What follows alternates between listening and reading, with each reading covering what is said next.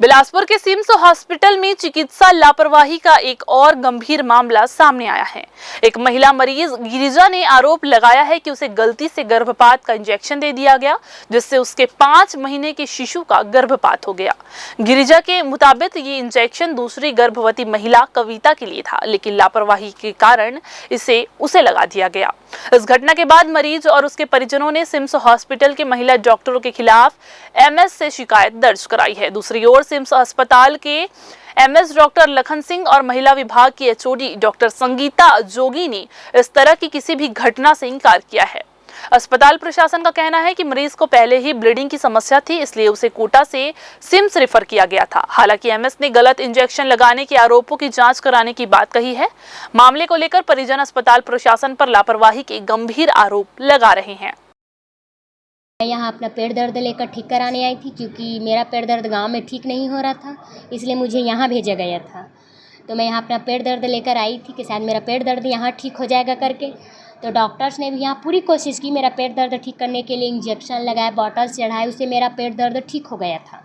उसके बाद यहाँ एक लेडी आई कि गिरजा साहू आपको बुला रहे हैं, मैडम लोग आपका अंदर से चेक करेंगे। तो मैं गई, मेरा अंदर से चेक करेंगे करके। तो मैडम ने अंदर से चेक की कि क्या कि पता नहीं मेरा ब्लडिंग आना स्टार्ट हो गया।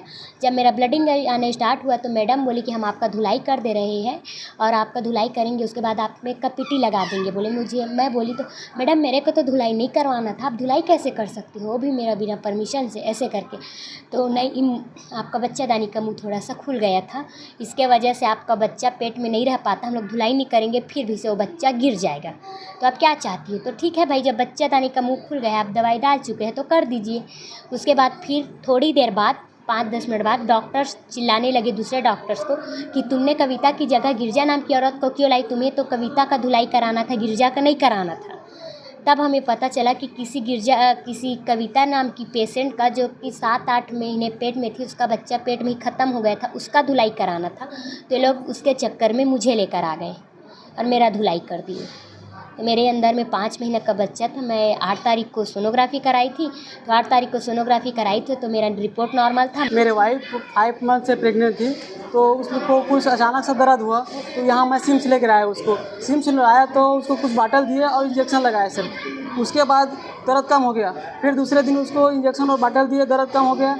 उसके बाद जो दूसरा पेशेंट था, उसका 9 महीने का बच्चा उसके पेट में ख़त्म हो गया था सर। उसको ले जा के उसका ट्रीटमेंट करना था, लेकिन ये डॉक्टर लोग मेरे वाइफ को उसके बदले में मेरे वाइफ को ले जा के उसका बच्चा गिरा दिए सर।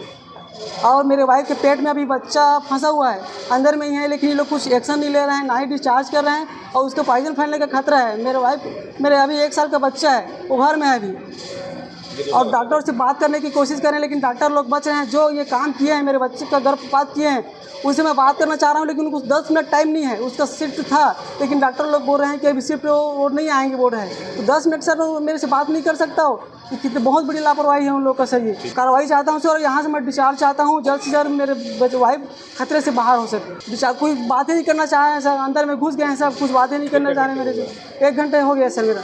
जैसा मेरे को विभागाध्यक्ष से जानकारी मिली है, ऐसा बिल्कुल नहीं है। उसको गर्भपात जैसी कोई इंजेक्शन नहीं लगा है, और उसको जिस कारण से उसको रिफ़र किया गया था, उसका इलाज वहाँ पर हो रहा था।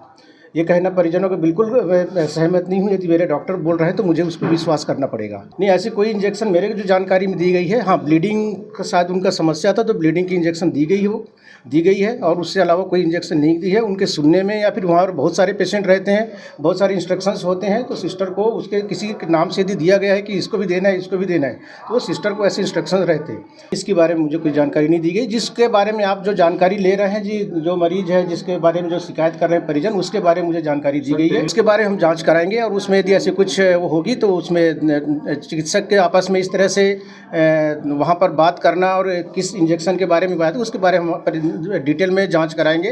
उसको पेट में दर्द हुआ है, 4 महीने का बच्चा था, पेट में दर्द हुआ, ब्लीडिंग हुई, उसके कारण वो कोटा रिफ़र हुई।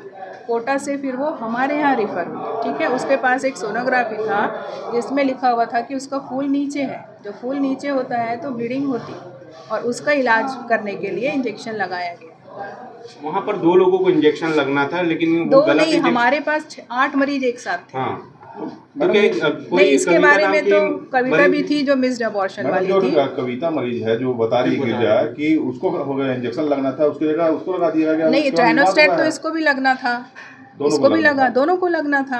अब अगर वहाँ पे कोई ले पेशेंट आएगा और वो डॉक्टरों की भाषा को नहीं समझेगा और गलत इंटरप्रेट करेगा तो उसमें डॉक्टर क्या करेगा, आप लोग बताइए। वर्तमान में उसका पानी जो है वो निकल गया है, क्योंकि वो उसी से आई ही थी, उसी कंप्लेन से, तो उसका हमको अब अबॉर्शन पूरा कंप्लीट करना पड़ेगा। आधा अबॉर्शन से आई थी, अभी उसको पूरा करना। ये सोनोग्राफी के बिना कैसे बताएंगे कि 4 महीने का बच्चा अंदर मृत है कि जीवित है? वो तो सोनोग्राफी से ही पता चलता है। जैसी सोनोग्राफी सवेरे हमने बताया, सवेरे करवाया, रिपोर्ट आई, तुरंत शुरू किया। मैडम अगर कोई बच्चा मारा हुआ है तो कितना खतरनाक हो सकता है, कितना जल्दी उसका ट्रीटमेंट देना जरूरी है? 24 घंटे तक तो कुछ नहीं होता, उसके बाद ही क्या बात है, तो अभी 24 घंटे नहीं हुए।